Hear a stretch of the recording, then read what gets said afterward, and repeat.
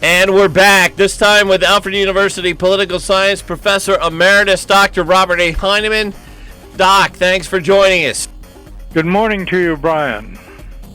Well, Dr. Heineman, the idea of canceling the New York State Democratic primary, what does that do? Well, I think there are a number of interesting aspects to this, Brian. And, of course, we're talking about canceling the New York State Democrat presidential primary. Some of the primaries and special elections apparently are going to continue. But in any case, what this does is, of course, prevents Bernie Sanders from picking up any additional delegates. And although he is kind of withdrawn from the race, he is leaving his name on the ballots in a lot of these areas, because he wants to pick up enough delegates to be able to go into the convention and have some influence on what the Democrat Party platform will be like. Biden. I guess he was the only name that was on there, and Sanders was not. Was on the Democrat primary? That's what the UK Daily Mail has on that. I haven't seen what it would look like. And I don't think, has anybody seen what it would look like anyway? I mean, I'm not certain the ballots have been printed yet. I haven't seen them online yet. Andrew Yang, the former Democratic presidential candidate, filed a lawsuit against New York State for canceling the presidential primary. Yang says it's voter suppression. Yeah, well, I was going to get that point, but we can do that now. He's filing that in federal court. So he's not filing it in the state courts. He's filing it in federal court. And, of course, it is a presidential primary election. And his claim is, of course, it prevents people from participating in the selection of a candidate on the Democrat side. And I don't know. He may have a case there. And in which case, then they would have to hold the primary, in which case I assume that Yang and these other names are going to be on the ballot. So I'm not sure about that, Brian, but I guess we'll figure that out here as time goes by.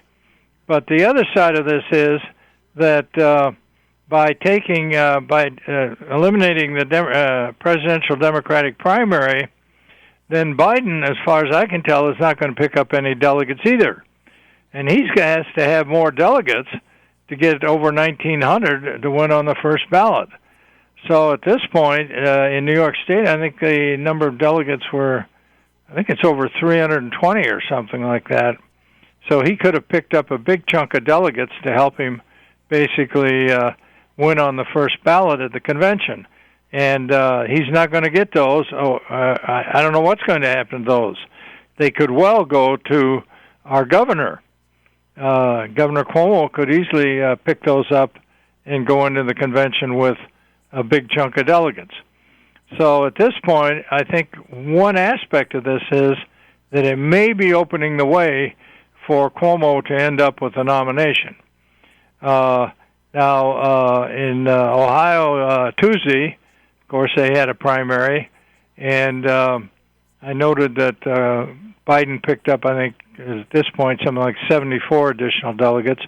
But it seems to me that Bernie will pick up a few there, too.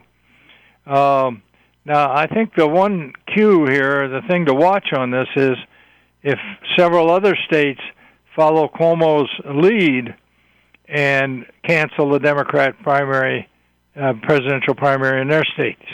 If that happens, then I think it's pretty clear that there are some people working to prevent Biden from winning on that first ballot. And we'll just have to see if this happens in a number of other states. If it is, that's a definite clue that there's something else going on there. Dr. Bob, on this topic of people trying to prevent Joe Biden from becoming president, is it possible, I don't know, and I haven't read this and I haven't heard this, but is it possible that the Tara Reid accusation is resurfacing again because somebody wants Joe Biden out of the way? Because Tara Reid, I believe, is a Democrat. Your thoughts?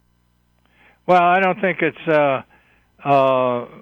conscious effort there on the part of other people, although it's possible they encouraged her to step forward. Again, she, of course, has made it clear that she's was a Bernie supporter and that she is a Democrat. But the whole Tara Reid story is beginning to get some legs. And it's beginning to get some legs because increasingly people are coming forward and saying, she told us about this. It's not like somehow they're coming out of the woodwork and not without basic credibility to their stories. So that the Tara Reid story has a lot of credibility, and there have been a number of people who've stepped forward and basically said, yeah, she told us about this at the time, or we weren't aware of this for some time. And, of course, then there's a phone call that her mother made to the Larry King show way back then, saying that her daughter had been harassed by a senior Democrat, or a senior senator, I guess, in Congress. And, of course, in the case of Tara Reid, we're not talking just about simple sexual harassment here. We're talking about actual sexual assault. And I guess you could categorize it as a form of rape. I mean, it's quite a bit more serious than simply comments or some of the other complaints women have had against Joe Biden. And, of course, as you know, just last year, I think it was 6 or 7 women stepped up and said, look, he's fondling us, he's playing with our hair, he's rubbing his hands over us, and it's all very awkward and embarrassing. And, of course, Biden admitted, well, yes, I've been too touchy-feely, etc. I have to stop doing that. So there's a whole range of witnesses and testimony there that is beginning to bubble up. And I do think you're right. I think it is going to hurt him quite a bit. Somehow has to deal with this. And, of course, he's directly denied it. But what might well happen is there may well be 1 or 2 others willing to come forward here. I just don't know. It looks like the liberal media is starting to pay attention. Yeah, I think they're being shamed into actually doing something at this point. And until somebody comes up with something, that basically discredits what Tara Reid is saying, I think she's got some traction there. And again, we can stand back and be our objective selves, can't we, Brian? And say, let's hear what the story is. But there is, this seems to have some credibility. I see Politico also has a story about Senator Chuck Schumer attempting legislation to have President Trump's signature on the stimulus check, somehow removing the signature. How does that work? Well, I think what he's trying to do is, and Trump says that that Mnuchin went ahead with this, and Mnuchin says so as well, that, he never asked Trump. He just went ahead, and I don't know what the signature is on the check or whether it's on the letter forwarding the check to folks. But of course, some of these are direct deposits, so I don't know, maybe they send a letter out to people who've had the check directly deposited. Since I didn't get a check yet, I have no idea on this. But the point is, here's Chuck Schumer, and the people in New York ought to think on this a little bit. Here's Chuck Schumer trying to prevent Trump from getting credit for something that Trump has actually done. And then we look at Mr. Schumer and his track record in the state for taking credit for all kinds of things. As Robert Dole used to say, the most dangerous spot in Washington, D.C. was being between Chuck Schumer and a TV camera. And the fact is, and it is a fact, there are numerous instances of where he has found out that some group is getting a grant, or a town or a county is getting a grant, or some of the places in Hornell have been getting grants, and all of a sudden Schumer's in there taking credit for it, announcing it before the people who worked hard to get the money have a chance to say anything about it. And then you can tie that into, of course, horning in on all the graduation ceremonies that colleges have around the state. And we've dealt with this before. I mean, as people call up the school and say, Chuck Schumer would like to be at your commencement. And, the president or the school can say, well, look, we've been planning this commencement for 5 or 6 months here. We're not, you call up 3 or 4 weeks ahead of time. Well, what are you going to do? I mean, these schools are trying to get grants, trying to get federal money, trying to get federal support, and Schumer is calling, saying, well, I'm not saying he's threatening them, but obviously it's pretty clear that he may have been helpful to him, or he can certainly make life pretty miserable for him. Yeah. So he'll show up at two or three commencements a day, giving his little spiel and then leaving. So here he is trying to prevent President Trump from getting any credit. I mean, I think this is, to put it mildly, not terribly consistent with Mr. Schumer's own behavior. Dr. Bob, getting back to the issue of Governor Cuomo and the possibility of Cuomo running for the presidency. If Cuomo runs for president, what happens then? Kathy Hochul takes over, as the Lieutenant Governor Kathy Hochul takes over, and then if that happened, would Congressman Tom Reid run then for governor as a Republican? How would that work out? Well, if he ran for governor, he would certainly run as a Republican. No, I don't know what would happen then. I think, if Mr. Reid were interested in making an effort, that would be the one time and the one kind of situation where he'd have the window would be open, the door would be open there briefly, and you would have a shot. But and again, in terms of Republicans winning in New York State, really the only chance they have right now is to win a statewide office, get someone who can run for governor, has the funding, has the name recognition, etc., to be able to carry statewide. Because I don't think there's any chance they're going to be able to pick up the state assembly or the state senate in the near future. But whether Congressman Reid is that person or not, I don't know. I mean, there have certainly been rumors out there. But again, I agree with you. I think there's got to be some sort of situation where Cuomo is somehow stepping aside. That would be an interesting race if it was Governor Kathy Hochul versus Congressman Tom Reid. Yeah. Well, she's good. I have a lot of respect for her. But it would be also interesting in that you'd have two Western New York upstate candidates running against each other. So it could well be a situation where you get a third-party candidate popping in there with a chance, I suppose, to win, especially if they're from downstate. So, it could get interesting. Of course, it's all pretty interesting anyway, Brian. Well, on that topic, I think that a lot of the conservative media at the national level think that Cuomo is going to be the guy. Not so much because the conservative media is saying that Cuomo is going to be the national candidate, but because the conservative media has been so critical of Governor Andrew Cuomo and his handling of the COVID-19 virus in New York State. Now, the impression I have is that a lot of people around here think Governor Cuomo's done a great job.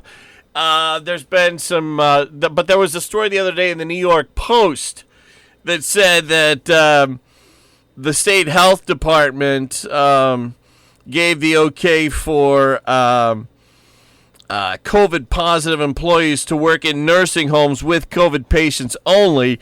Now, the conservative media guys always try to tie that to Cuomo, but, to be honest, I don't know that there is any tie. Does Governor Cuomo know every conversation on the phone that the state health department has with every nursing home? Yeah, well, I think this is kind of an embarrassment for Cuomo. And again, I'm not really blaming him. I don't think he should have done that. But when you're dealing with a situation as fluid and lack of understanding as this. Unprecedented. So, come on, I'll give Cuomo a bit of a pass on that. But I do think you're right in that the conservative media is grabbing hold of this because increasingly they see Cuomo as a threat for the presidential spot. And on the other side of it, it does kind of offset President Trump's suggestions for using, what was it he wanted to ingest? I don't remember what it was now. But a really kind of stupid comment off the top of the head remark by Cuomo there in his press conference, which was pretty embarrassing, I think. Now you have something that you can go after Cuomo with, I think, and kind of offset that and it begins to become less salient. But I do know, if I listen to some of these others, and the fact is he spends a lot of time going after Cuomo, and that is an indication, I think, that they're trying to frame his situation in an unfavorable light as much as they can because they see him as a real threat, which I think he is. What would happen if it is Governor Cuomo versus President Trump? How do you see that playing out? Well, I don't know. I think this. Cuomo's carrying a lot of baggage, and I think he's done a pretty fine job here on this whole coronavirus thing. But I just was reading an article yesterday noting that New York State has lost more population than any other state in the country, and that the chances of losing 2 congressmen here in this next census are pretty good right now. We'll certainly lose 1, and we may actually lose 2. So that the fact is the economic picture in New York State and some of these other things that New York State is dealing with, the tax rate, for example, which is huge, those are things Cuomo's going to have to deal with if he thinks he's going to run for president. On the other hand, in many ways, this is an opening for him, and if he wants to be president, it is a shot I think it would make sense to take. Now, from what I could tell, and I was a kid at the time, but from what I could tell, Governor Mario Cuomo was somebody that a lot of people wanted to run for the White House, and from what I could tell, there was a bit of a whispering campaign against Mario Cuomo at the time, which had no basis about the mafia. Well, there's some of that, I guess, but I think one of the big problems for Mario at that point was that Andrew was in some trouble. I believe Andrew Cuomo was Secretary of HUD at that time, and I think he had gotten himself in some difficulty with some housing deals or something of that sort. So there was, I think people were looking at him there in that respect. So that might have discouraged Mario from going ahead. Sure. And again, I don't know about this whole mafia thing. I remember hearing that on the radio at the time. Well, the point is he would never stay outside New York City at night. Every night he spent either, I guess, in New York or in Albany. He would never, for example, when he went down to the Atlanta convention, he flew back the same night.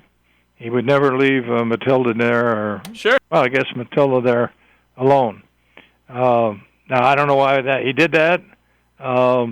Maybe he just had gotten one of those special pillows that they keep advertising on TV. I don't know, but that's true. He never spent a night outside of New York State.